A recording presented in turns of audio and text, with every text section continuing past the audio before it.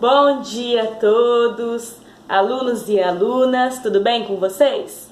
Espero que estejam bem, curtindo com seus familiares, aproveitando esses dias de quarentena. Vamos aqui mais uma aulinha online, vamos continuar falando de respiração.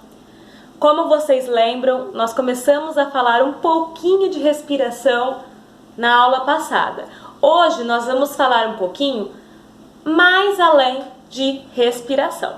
Vamos falar hoje sobre respiração de animais aquáticos, ou seja, animais que vivem ou em rios, ou em mares, ou em água salgada, ou em água doce, tá? Bom, as formas de respiração dos animais aquáticos são as mais diversas possíveis que vocês podem imaginar. Antes de começarmos a falar desse assunto com vocês, eu quero que vocês imaginem a seguinte situação. Um pincel cheio de tinta. Abram na página 21 que vocês vão ver a foto desse pincel, tá? Imagine então um pincel cheio de tinta e aí você coloca esse pincel cheio de tinta em um copo com água. O que vocês acham que vai acontecer? É fácil, né? A tinta que está no pincel vai sair do pincel e vai para a água. Por quê? Porque essa tinta estava concentrada no pincel. Então ela vai da onde ela estava mais concentrada, que é o pincel, para onde ela estava menos concentrada, que é a água. Então a tinta, ela busca equilibrar a concentração. Que jeito que vai equilibrar a concentração? Indo um pouquinho para a água e um pouquinho para o pincel.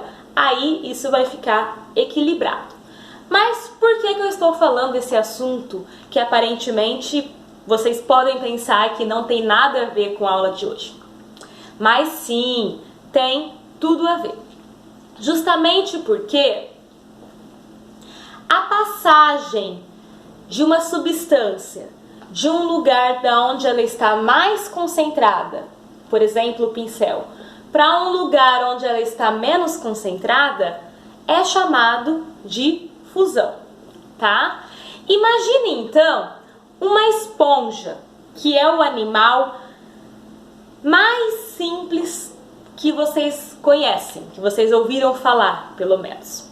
Imaginem como vocês acham que essas esponjas respiram dentro d'água. Como vocês acham que uma água viva respira dentro d'água? Simplesmente a mesma coisa que acontece com a tinta que estava no pincel, acontece com o oxigênio na água. Bom, a água, ela está repleta de oxigênio, certo? Então imagina um mar repleto de oxigênio. Dentro do corpo da esponja ou da água viva, tem muito menos oxigênio do que no mar, certo? Então, aonde está mais concentrado o oxigênio? No mar ou no corpo da esponja? Bom, a resposta que vocês devem ter respondido é claro que é no mar. Então, o mar está muito mais concentrado o oxigênio do que no corpo da esponja.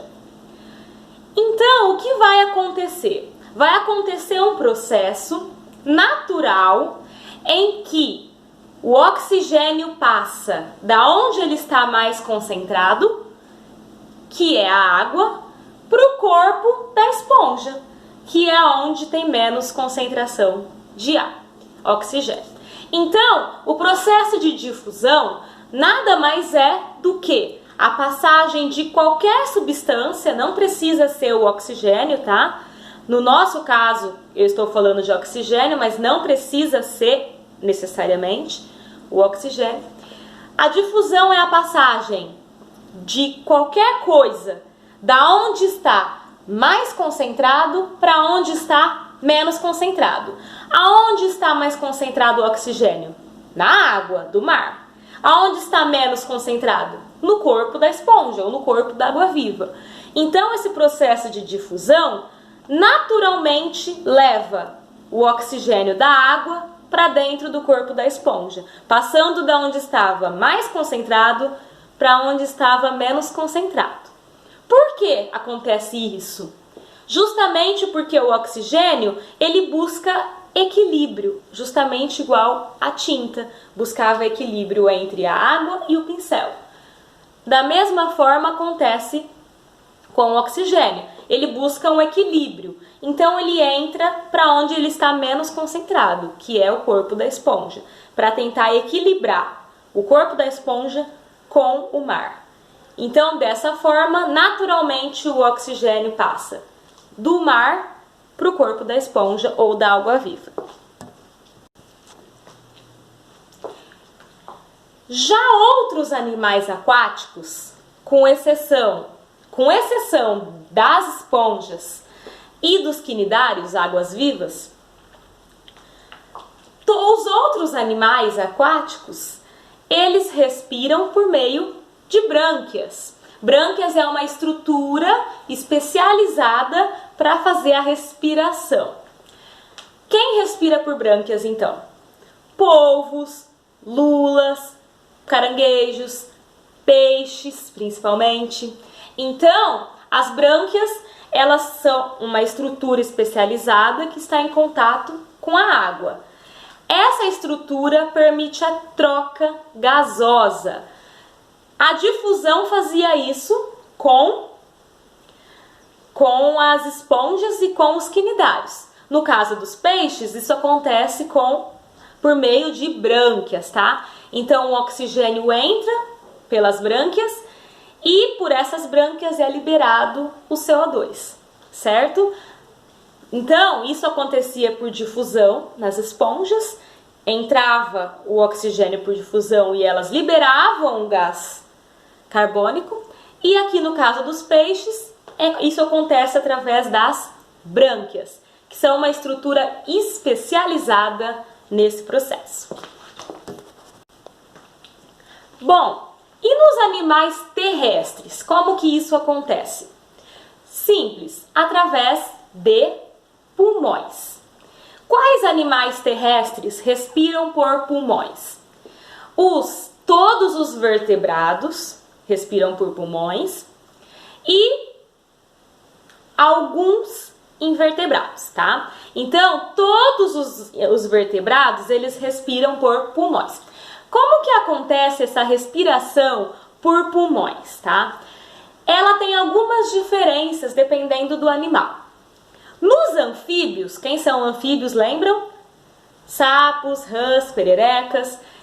Nos anfíbios, esses pulmões são chamados saculiformes. Eles possuem pouca unidade em relação ao ar, pouca superfície em relação à troca gasosa. Então, esses pulmões saculiformes dos anfíbios, eles têm pouca estrutura de superfície para acontecer a troca. Isso quer dizer que essa troca não é tão perfeita. Por isso que, para compensar, os anfíbios também respiram pela pele, tá? Então, os anfíbios respiram por pulmões saculiformes, no qual não é tão boa essa troca, e para compensar, respiram também pela pele, tá? E nos répteis? Os répteis têm um pulmão melhor que os anfíbios. São pulmões parenctomatosos. É um nome meio dificinho mesmo de pronunciar. Esses pulmões, em relação dos anfíbios, eles apresentam uma estrutura maior de superfície para essa troca. Por isso que ele é melhor, tá? Depois, os mamíferos. Por exemplo, nós, seres humanos, cachorro, gato.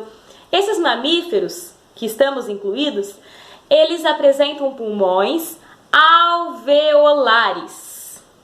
Ou seja, o pulmão nosso apresenta 1 milhão aproximadamente de alvéolos. Esses alvéolos são pequenos como que eu posso dizer, sáculos rodeados de capilares sanguíneos que fazem a troca gasosa de oxigênio e gás carbônico. Então você absorve o oxigênio e libera o gás carbônico. Nas aves, esses pulmões são muito diferenciados, são chamados parabronquíolos. É um nome dificinho de pronunciar também. Parabronquíolos. São espécies de sacos aéreos que permitem essa troca gasosa. Além dele permitir isso, ele tem uma outra vantagem, que é deixar a ave mais leve e também resistir ao esforço que a ave faz para poder voar. Esse esforço é grande, então a respiração dela tem que ser uma respiração resistente a esse esforço, tá? Que são esses tipos de sacos aéreos que deixam ela mais leve e resistem também aos esforços. Está na página 23, nos desenhos para vocês.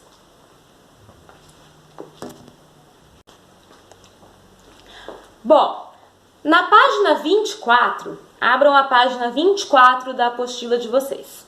Tem um desafio que eu quero que vocês façam. Anotem aí então, fazer desafio da página 24.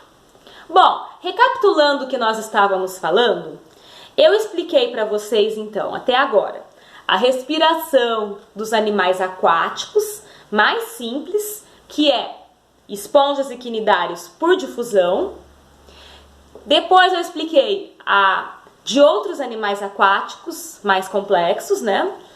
Que são peixes, polvos e etc., que acontece por brânquias. Depois eu expliquei para vocês como que ocorre a respiração em vertebrados terrestres e quem que ficou faltando? Os invertebrados terrestres. Como que ocorre então essa respiração de invertebrados terrestres? Elas também são muito variadas dependendo do animal. Em minhocas, por exemplo, que é um tipo de invertebrado terrestre, em minhocas acontece pela pele, a respiração é cutânea, então acontece pela pele. Já em artrópodes terrestres, quem são os artrópodes terrestres?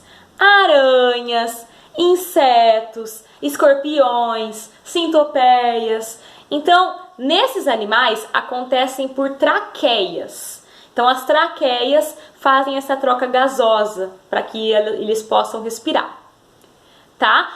No entanto, algumas aranhas e escorpiões possuem, não são todos, tá? Todas as aranhas e todos os escorpiões. Algumas aranhas específicas e escorpiões também possuem pulmões foliáceos, que têm estruturas filamentosas com vasos sanguíneos que permitem essas trocas gasosas.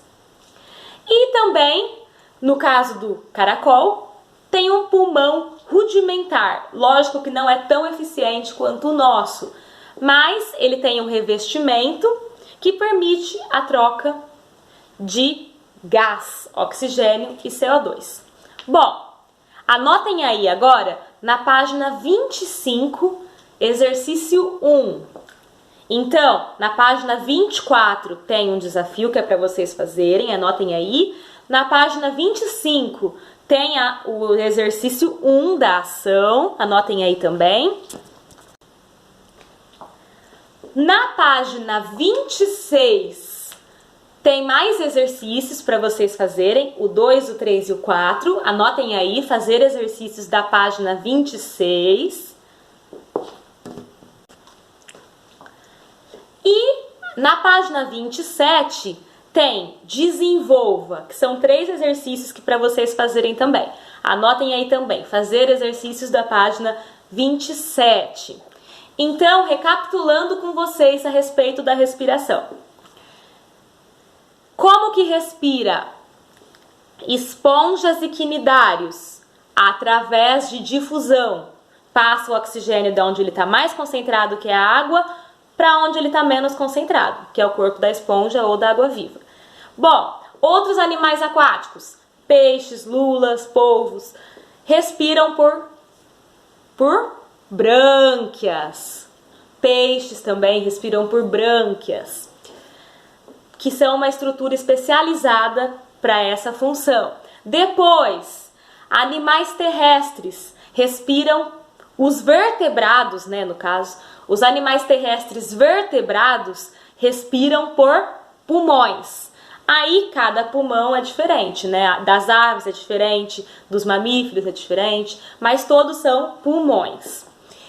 Depois, os invertebrados terrestres, no qual as formas de respiração também são as mais variadas possíveis. Por exemplo, minhoca pela pele. Aí difere de outros animais também, tá bom? Espero que todos tenham gostado desse assunto da respiração, que tenham entendido. Se tiver alguma dúvida, pode me perguntar. Estou aqui para o que precisar. Beijos, abraços, fiquem todos com Deus.